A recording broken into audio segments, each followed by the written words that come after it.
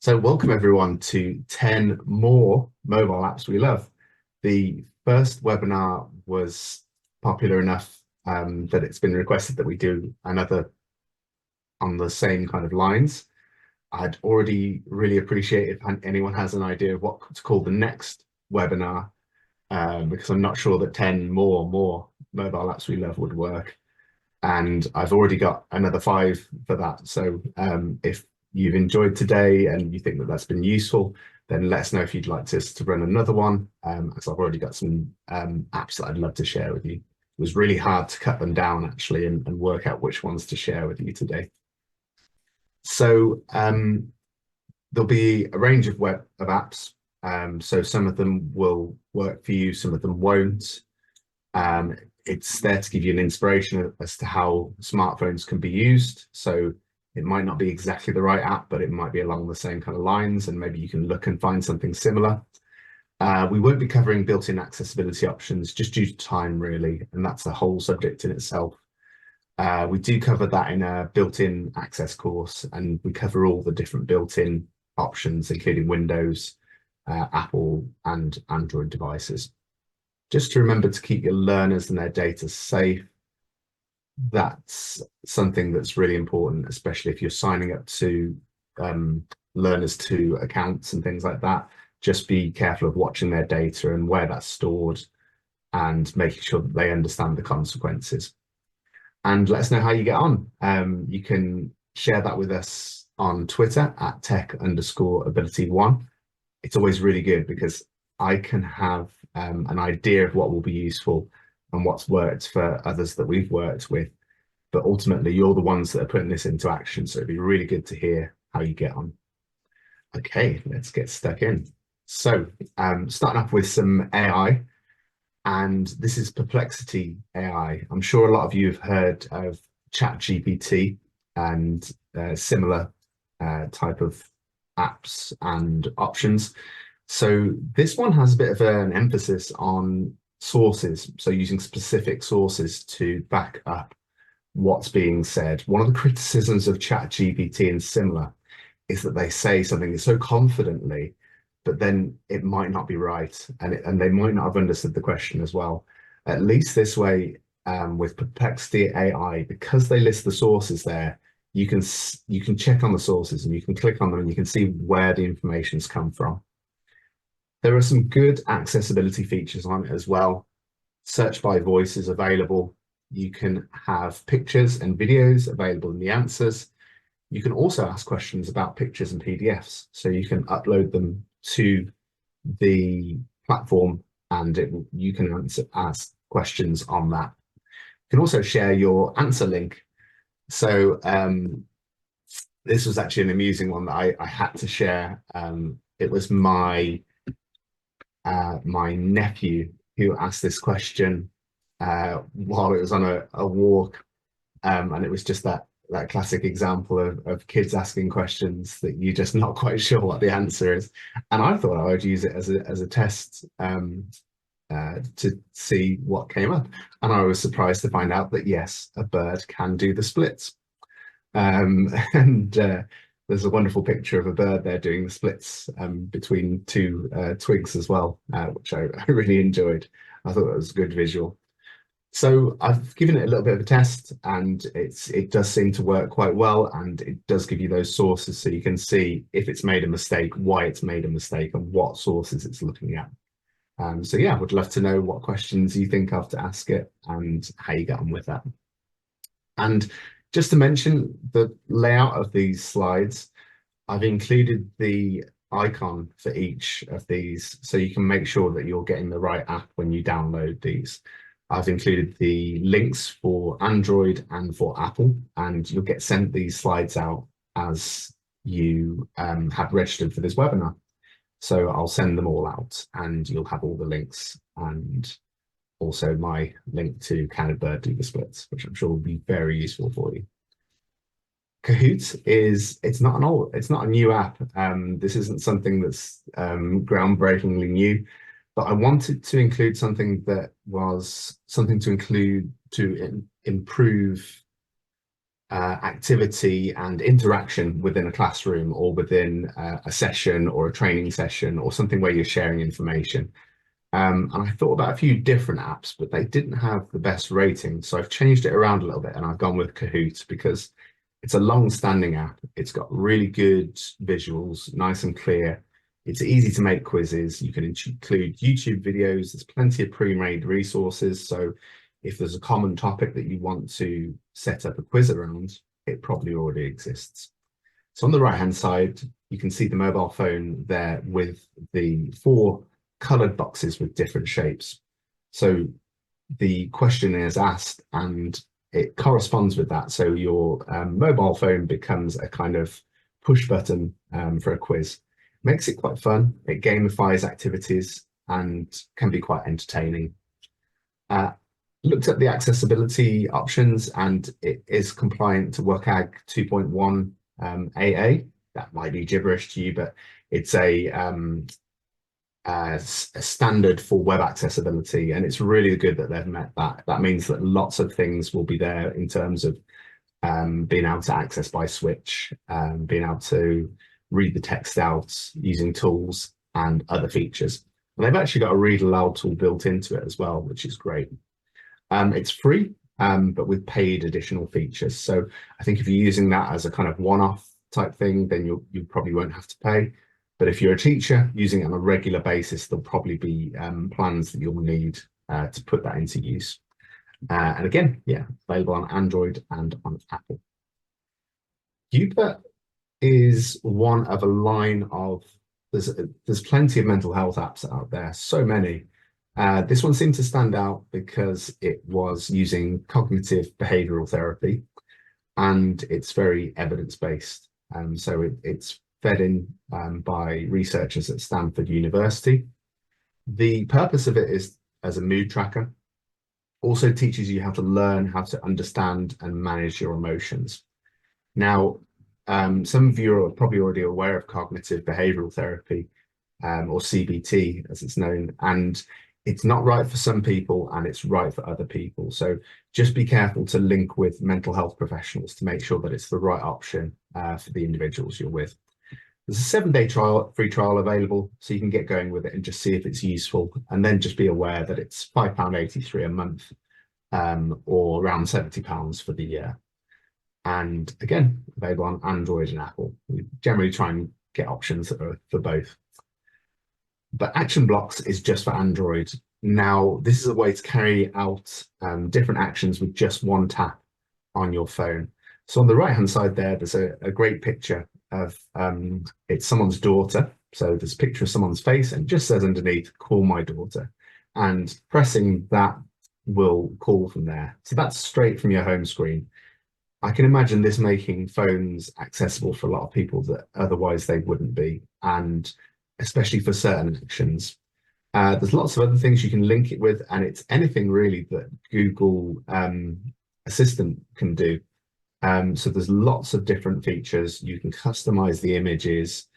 You can speak phrases from it, call a friend, watch a favorite show, control the lights. So it's got environmental kind of features. And there's also tens of thousands of picture communication symbols known as PECs by Toby Dynavox. It's completely free. Takes a little bit of time to set up and to figure out. So it's a good one to have a play with, and maybe link with someone who's quite techie with that. But it's a great option, and I think it might make a phone accessible for more people. Now, Curable it's on the health side again, but this time more about physical health. And again, it's evidence-based. I've tried to choose things that have some backing behind them. And it's about chronic pain and supporting with that and learning more about it. So the founders themselves all suffered from chronic pain, and they are themselves informed by quite a distinguished panel of professionals who are experts within this area. It's good for those with a good understanding of complex ideas, so that the layout of it, as you can see on the right-hand side there, is a kind of chatbot interface where you're talking with someone and they'll give you options and they'll ask you questions and you can make different choices. and it will lead you on to resources that will help. So I had a go with these, and the videos are quite complex and they're quite long. So it's kind of 20-30 minute type videos. There might be other lengths, but those are the ones that I saw. And it'll be right for the right person. But the results that they've found from it have been quite comprehensive and quite quite impressive. So it seemed like for the right person who's having chronic pain, and that can really affect your life day by day so much. I thought it was a really good use of an app there. So the initial sessions are free, so you can go through and see if you get along with it. If you do, it's £4.77 a month, and then you get a 30-day money back guarantee if it hasn't been effective for you. So it seems like a low risk with a lot to gain for the right person. Now, this one is If This Then That, quite a catchy name, IFTTT for short. And it's based on kind of computer language where there's coding where if one thing happens, which is a trigger, then something else will happen, which is an action. So the triggers can be all different kinds of things, and the actions can also be a wide range of things. So it's a really good way of automating tasks on devices.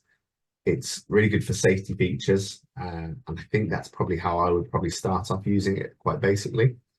But it can help to make complicated tasks automated. It's free with additional paid features.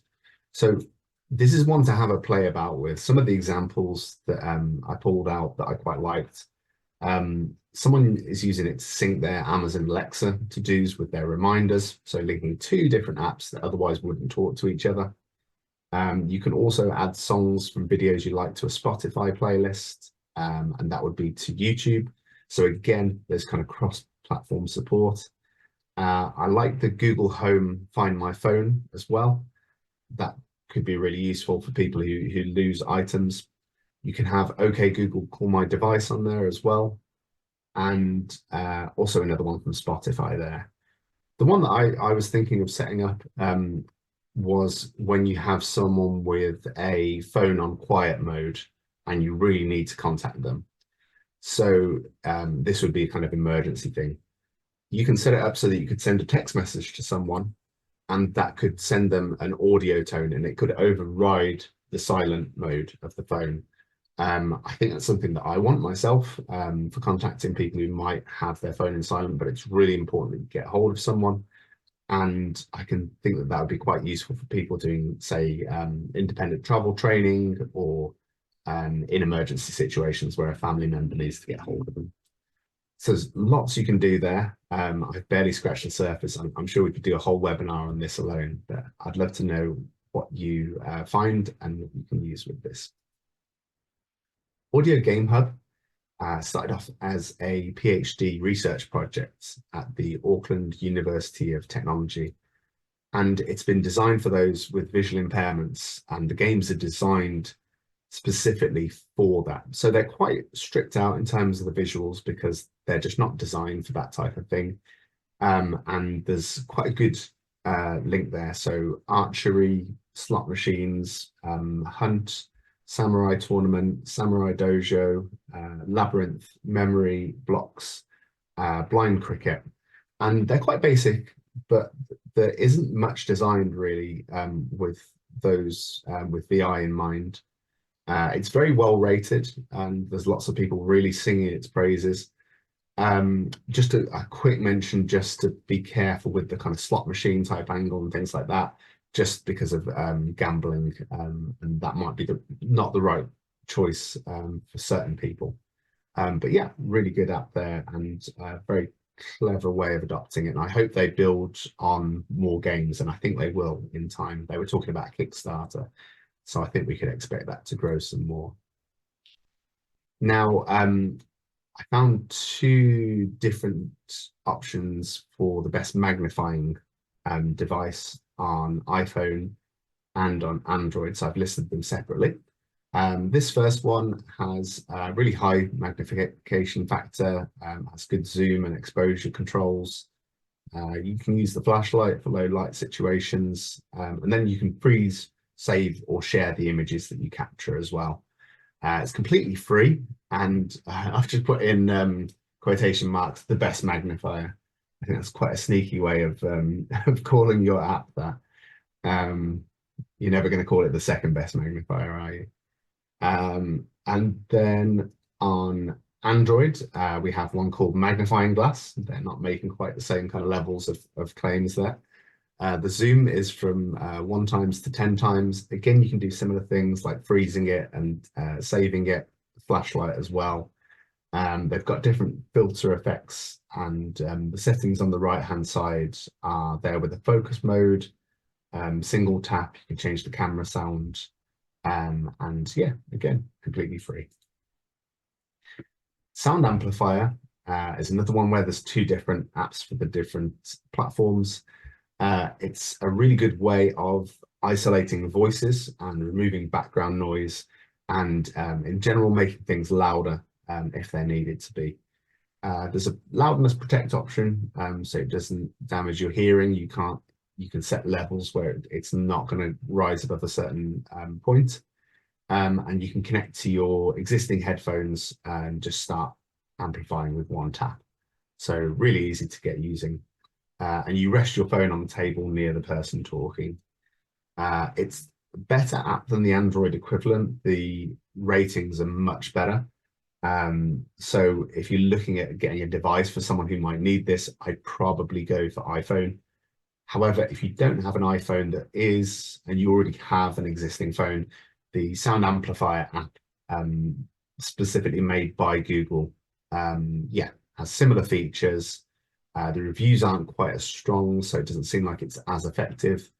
And you can still do things like adjust settings independently for each ear, and completely free. So good option for those 2. And we're on to the last app. I found this one really interesting, and it's a bit quirky, so it'll be right for the right person. It's a gesture-based keyboard using 3 fingers. So you have your 3 fingers on the screen, and it works out where they are by the approximate position. So it doesn't need to be exact. You can be in different places. It's fairly intuitive in that aspect. And as you can see from the right-hand side, each of the 3 buttons will give you a different letter, and then you can add different combinations to create different letters. So F, for example, there, you're moving it up twice in the middle. For A, it's just a simple middle tap. Now, this isn't an app you could use straight from the off. I'd be very impressed if you could. So they've created games and things around it where you can build up your knowledge of it, and you can start using it. So this could really help with someone who might struggle to find individual quite small keys on a keyboard, someone who didn't want to have a Bluetooth keyboard or something like that plugged into a phone, which is another option. And it could really help the right person who had a kind of, who was really good with tech, and just wanted to use just 3 fingers. It's a paid app by £2. It's £2.89. We've got a video test link on there if you want to see it in action, because that really helps you make sense of it. I can't quite do it justice in the short webinar. And that's it. As I've said, I've got another 5 apps ready to go. So if you've enjoyed this webinar, we can do another one, and I can do some more research and find some more to add to that. We're running a new training session, and that's starting in January, and it's access the world through a mobile phone. So we'll be going much more into depth about using mobile phones and the accessibility options in there. I've put it into the chat, and it's running on the 18th of January 2024. And yeah, we'll be doing all of the kind of things that we were looking at today, but with more focus on everything that the phone does, not just the apps. So if you've enjoyed today, let us know either in the chat, or you can contact us email techability@natspec.org.uk. Follow us on X, or Twitter as it was known before, at tech_ability1. And I've put the newsletter link in there as well, because it's a really good way of staying in touch with what we're doing and what we're up to. And I'll put that in the chat as well, just so you've got that link there.